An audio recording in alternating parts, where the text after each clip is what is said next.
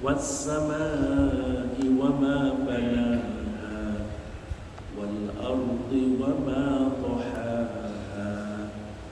Was-samaa'i, dan demi langit, wa ma banaha, dan pembinaannya, pembangunannya, membangun langit. Ini kita mengartikannya bukan wa ma banaha, dan apa yang Allah bangun. Dan ini yang tertarik bahasa Arabnya. Wa ma di sini bukan isim mausul. Kalau isim mausul berarti sesuatu atau apa-apa. Tapi ma di sini adalah ma zaidah, ma tambahan. Ma tambahan di sini membuat nilai banaha yang berupa kata kerja atau jumlah fi'liyah nilainya sama dengan isim masdar. Jadi dengan begitu wa ma banaha artinya sama dengan wa binaiha. Wa binaiha, bina dan kata bana ya binaan, bana membangun atau membina, binaan pembangunan atau pembinaan. Jadi wa ma banaha artinya sama dengan wa binaiha, dan demi pembangunannya, membangun langit. Demikian juga di ayat berikutnya ada pola yang serupa, wal ardi, dan demi bumi, wa ma dhahaha, dan penghamparannya. Penghamparan itu kalau bahasa Arab disebut masdar, kalau bahasa Inggris disebut jar. Wa ma dhahaha sama dengan dhahaiha. Allah bersumpah dengan menyebut bumi dan penghamparannya. Bumi dibuat memberi hamparan kepada kita sehingga kita bisa tinggal di atas bumi. Saya ambilkan beberapa ayat yang relevan dengan itu, yang sekaligus mengantarkan pembahasan kita kepada isi sumpah tadi, yaitu sumpah. Isi sumpahnya itu ada di ayat 9 dan 10. Maka saya ambil ayat-ayat yang menceritakan tentang langit dan bumi, tapi kaitannya dengan usaha manusia untuk menjaga kesucian dirinya dan mengotori dirinya. Pertama saya sebutkan bagaimana cara Allah membangun langit. Allahul ladzi rafa'as samawati bighairi 'amadin tarawnaha. Allah adalah yang mengangkat langit. Mengangkat langit berarti membuat langit berada di atas. Bandingkan dengan bumi, bumi ada di bawah, langit ada di atas. Ketika Allah membangun langit, di atas itu bighairi 'amadin, tanpa tiang. Kita biasanya membangun bangunan memakai tiang, tapi Allah membuat langit yang seluas itu tanpa tiang sama sekali. Tarawnaha, yang kamu lihat. Coba lihat mana ada tiang yang menyangga langit. Tentu Allah Maha Kuasa. Allah membuat langit itu berada di atas dengan mekanisme yang diciptakan oleh Allah mengenai misalnya udara yang terdiri dari gas-gas yang ada di situ. Gas itu ringan. Karena gas itu ringan, maka gas itu cenderung berada di atas benda cair dan di atas benda padat. Maka ruang ini, kalau kita bisa mengartikan langit itu adalah ruang. Ruang itu selalu berada di atas. Kalau kita mau melihat bahwa ruang itu kecenderungannya di atas, kita bisa cek. Kita umpakan balon, dikasih udara, kita masukkan ke dalam air, pasti dia akan mengapung. Karena apa? Balon itu mengandung udara. Udara itu ruang, maka dia akan ada di atas air. Nah, itu ditiru oleh manusia dengan membuat kapal. Kapal mesti ada ruang yang disisihkan di situ supaya kapal itu tidak tenggelam. Ya. Saya teruskan. Bandingkan dengan bumi. Bumi itu bulat dan bumi mempunyai gunung-gunung yang terjal, naik turun. Tapi Allah menyebutnya wa huwallazi maddal ardh. Allah lah yang membentangkan bumi bulat dan terjal. Kok Allah menyebutnya itu membentangkan? Allah membuat bumi bulat, tetapi kita merasakannya datar. Allah membuat gunung-gunung, tapi kita merasakan bisa tinggal di situ. Wa ja'ala fiha rawasiya, dan Allah menjadikan gunung-gunung di bumi. Gunung-gunung itu apa? Sebenarnya gunung-gunung itu tanah yang terdorong oleh magma. Bumi yang bulat, di tengahnya ada magma yang panas sekali. Magma yang panas itu mendorong semua benda yang ada di atasnya. Ya, seperti ibu-ibu ketika memasak, ada air, ada sayur. Ketika mendidih, maka sayur itu akan terdorong ke atas, bergemulang begitu. Nah, tanah yang di tengah-tengah bumi ini panas sekali, maka semua benda-benda yang di atasnya itu terdorong ke atas. Nah, ke atas itu ada yang bisa menembus sampai ke atas, misalnya berupa air yang kena karena panas di panas bumi, dia akan keluar menjadi pancaran air panas. Bisa juga bukan airnya yang naik karena jalan air itu sulit, maka yang naik hanya uapnya saja, yang kemudian kita manfaatkan menjadi listrik tenaga uap, geothermal power. Ada juga yang didorong itu berupa minyak didorong-dorong ke atas, kemudian menjadi sumber minyak bagi kita, ya. Dan itu semuanya untuk manusia. Nah, ketika panas itu mendorong ke atas dan itu mentok dengan lempengan-lempengan besar, maka lempengan-lempengan itu naik tinggi menjadi gunung. Kalau ada kebocoran, maka gunung itu akan meletus dan sebagainya. Jadi Allah membuat gunung itu untuk kepentingan manusia, karena tanpa gunung kita tidak bisa tinggal di muka bumi.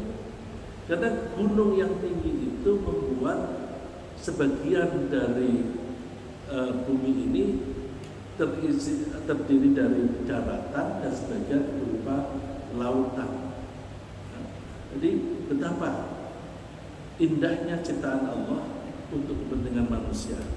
Nah, gunung yang tinggi itu bisa menampung hujan, dan memang hujan diturunkan lebih banyak di sana, sehingga Allah mengalirkan sungai-sungai, wa anhara. Allah mengalirkan sungai-sungai dari gunung-gunung. Wa min kulli tsamarat, dan Allah menciptakan buah-buahan. Karena ada sungai yang mengalir dari gunung-gunung, maka tanah-tanah menjadi subur, tumbuhlah tanaman-tanaman yang buahnya kita nikmati. Ja'ala fiha zawjayn itsnain.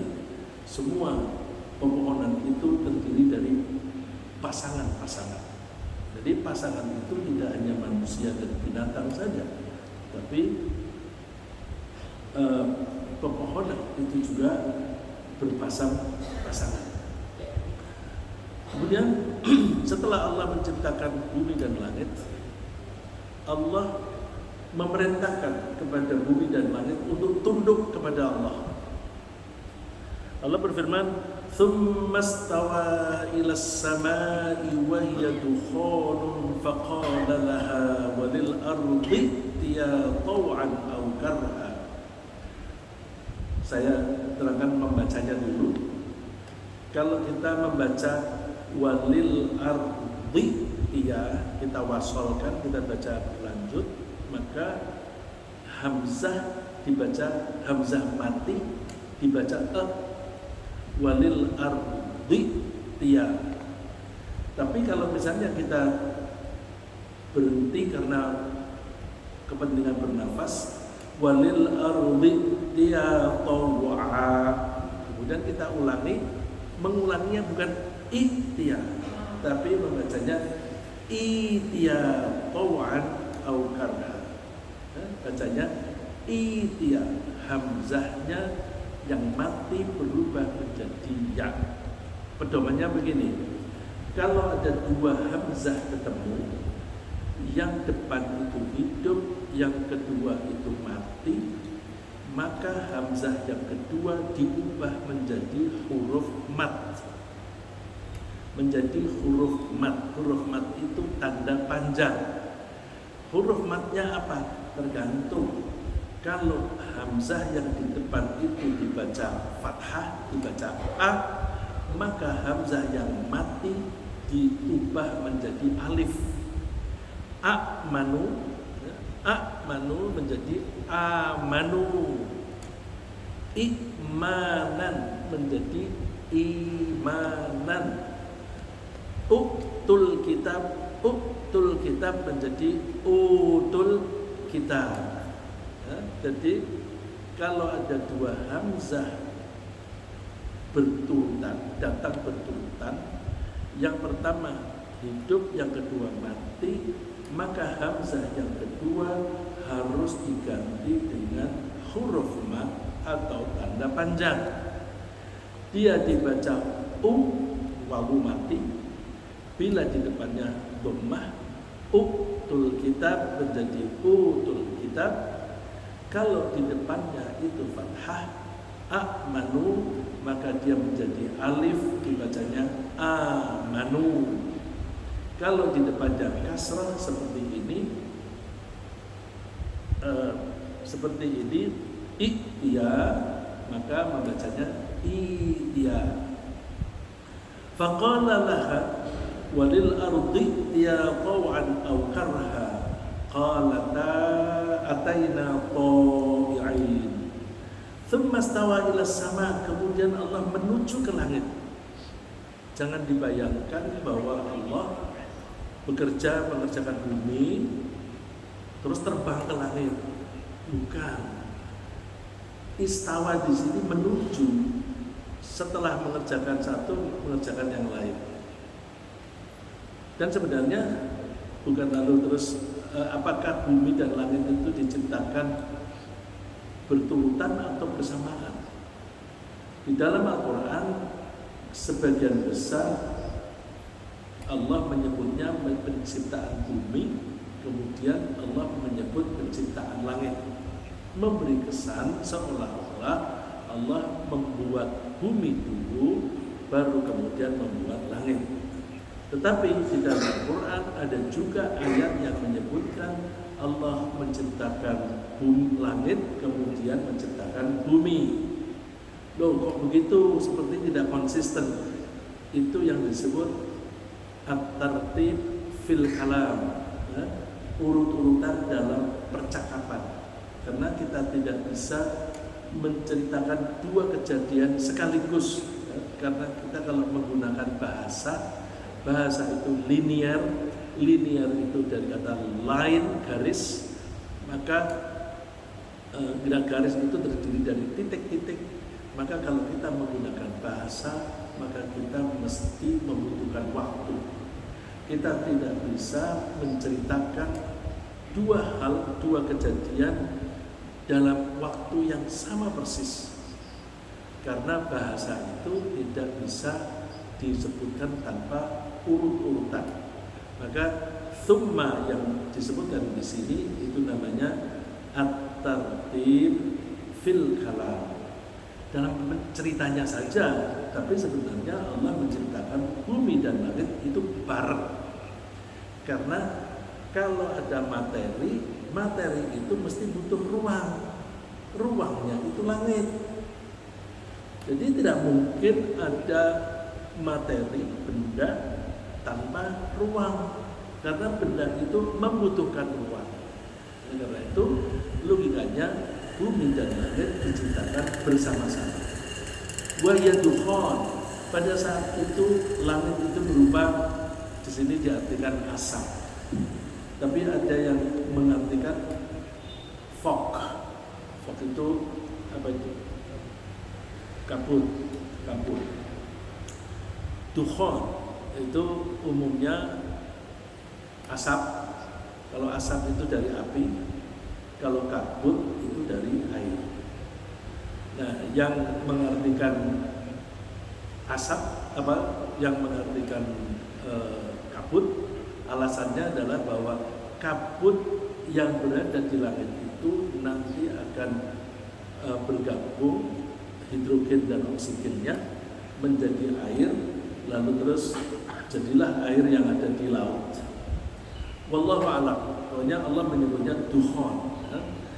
Faqala laha wa lil ardi ya taw'an aw karha. Kemudian Allah bersabda kepada bumi dan langit, "Itiya, datanglah kalian berdua. Taw'an, baik secara sukarela, taat sukarela, au karha, atau secara terpaksa." Jadi Allah menciptakan bumi dan langit. Bumi dan langit itu yang kita menyebutnya universe, alam raya. Alam raya yang di situ ada bumi dan langit diperintahkan oleh Allah untuk tunduk patuh. Pilih tunduk patuh dengan sukarela atau terpaksa. Mereka berdua menjawab, qalata ataina ta'i'in. Kami datang dengan taat secara sukarela. Nah, ini dari sini kita bisa memahami sifat Allah. Salah satunya di dalam Asmaul Husna adalah Allah itu Maha Qahhar. Qahhar itu Maha memaksa. Memaksa di sini memaksa kepada benda-benda yang ada di langit yang selain manusia. Jadi selain manusia itu dipaksa oleh Allah. Contoh yang paling gampang didemonstrasikan, ditunjukkan adalah kertas ini berasal dari bumi. Ya, kertas umumnya dibuat dari pulp, bubur kertas. Bubur kertas itu dibuat dari kayu. Ya, kemudian diperas, kasih lem dan sebagainya menjadi kertas. Karena ini berasal dari bumi, maka bumi itu letaknya di bawah. Oleh Allah dipaksa. Semua yang berasal dari bumi harus jatuh ke bawah, yang kita menyebut gravitasi. Itu dipaksa oleh Allah. Gravitasi itu bukan diciptakan oleh Newton. Newton hanya mencoba menghitung kecepatannya kalau jatuh. Tapi sebelum Newton lahir, semua benda jatuhnya mesti ke bawah. Nah, jatuhnya benda yang berasal dari bumi itu dipaksa oleh Allah. Dari Allah maksa. Tetapi benda itu melakukannya itu dengan tawaan, sukarela. Ya Allah, kami nurut, kami akan jatuh ke bawah. Dengan demikian, karena ini jatuh ke bawah, maka langit itu tetap berada di atas. Allahul ladzi rafa'as samawat, Allah yang mengangkat langit, Allah yang membuat langit di atas. Dengan benda ini jatuh ke bawah, maka langit tetap berada di atas. Ini penting kita memahami ini. Karena apa? Kalau semua yang ada di sekitar kita ini taat kepada Allah, tapi kita tidak taat kepada Allah, berarti kita berperilaku menyimpang, berperilaku tidak seiring, tidak harmonis dengan benda-benda yang ada di sekeliling kita. Sebagaimana kita ketahui, ibaratnya misalnya ada sungai mengalir ke selatan, kita berenang ke utara, akan berat, bahkan mungkin bisa terseret ke selatan kalau arusnya kuat. Jadi kita jangan menentang arus. Kalau kita menentang arus, maka kita akan hancur. Semua benda-benda di langit dan di bumi itu sudah tunduk patuh kepada Allah, maka kita harus menyesuaikan diri dengan lingkungan kita. Pelajaran ini penting. Misalnya kita belajar berbisnis. Ketika kita berbisnis, kita harus berusaha menyesuaikan diri dengan lingkungan. Misalnya, saya kalau menjual pisang goreng di perumahan elit atau di hotel berbintang 5, saya menjual gorengan seperti yang dibawa muter-muter oleh orang-orang itu tidak akan laku. Kenapa? Orang-orang yang di hotel berbintang 5 itu duitnya banyak. Mereka seleranya tinggi dan bisa membayar mahal. Jadi pisang goreng di hotel harganya bisa 1 potong 25.000, laku. Tapi barang itu kalau dijual di kampung-kampung nggak laku. Jadi kalau kita mau menjual barang, kita sesuaikan dengan lingkungan kita, termasuk pembeli. Kalau ada krisis moneter, mobil-mobil besar tidak laku. Tapi ketika ekonomi makmur seperti sekarang ini, kita lihat teman-teman kita pada cenderung mobilnya besar-besar, yang mahal-mahal, yang enak, yang nyaman. Itu menyesuaikan diri dengan keadaan pembeli. Begitu pula kita harus menyesuaikan dengan keadaan karyawan. Karyawan ketika masuk pertama kali masih fresh graduate, baru lulus dari universitas, belum nikah, dikasih gaji murah, mau. Setelah bekerja dapat gaji, aku sudah punya penghasilan tetap, aku mau nikah. Nikah biayanya tambah. Setelah nikah punya anak, biayanya tambah banyak. Kalau perusahaan tidak menaikkan gajinya, dia akan lari, dia akan pergi. Jadi kalau kita ingin berbisnis dengan baik, kita harus menyesuaikan dengan lingkungan. Dalam kehidupan secara umum, kalau kita tidak menyesuaikan diri dengan lingkungan ini semuanya sudah taat kepada Allah. Maka kalau kita berperilaku bertentangan dengan lingkungan, kita akan hancur. Misalnya, Allah itu membuat segala sesuatu itu seimbang. Wa wada'al mizan, Allah itu meletakkan keseimbangan di alam raya. Karena alam raya ini seimbang, maka kita harus mengatur diri kita seimbang. Kalau kita memasukkan energi terlalu banyak dan energi yang kita pakai terlalu sedikit, itu namanya tidak seimbang. Tidak seimbang karena intake barang yang masuk lebih besar daripada barang yang keluar. Akibatnya kegemukan dan mudah sakit. Nah, itu kalau tidak seimbang. Karena Allah itu maha penyeimbang. Kalau ada seorang raja atau seorang presiden memperlakukan rakyatnya secara tidak adil, pasti kacau. Pasti ada gejolak di antara rakyat itu. Karena rakyat diperlakukan secara tidak adil. Oleh karena itu kita pegang Itiya taw'an aw karha qalata ataina ta'i'in. Allah itu sudah membuat semua yang ada di alam raya ini taat kepada Allah. Karena semuanya taat, kalau ada orang yang tidak taat kepada Allah, pasti dia akan mengalami celaka. Oleh karena itu, karena mereka itu taat itu tunduk patuh. Tunduk patuh itu bahasa Arabnya Islam. Bahasa Arabnya tunduk itu Islam. Dengan demikian, semua benda-benda di alam raya itu sudah Islam. Semuanya Islam. Nah, ini yang suka disebut Islam kalau ditulis dalam bahasa Indonesia, Islamnya I-nya kecil. Karena kalau I-nya kecil itu artinya tunduk. Kalau I-nya besar itu propernoun, kata benda untuk nama benda tertentu, kata untuk benda tertentu. Seperti kalau kita menyebut syuhada, ya syuhadanya masjid ini, masjid ini namanya syuhada.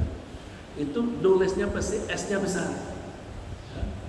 Masjid syuhada, M-nya besar, S-nya besar. Tapi kalau kamu sholatnya di mana? Di masjid. Di masjid di mana? Di Kebayoran.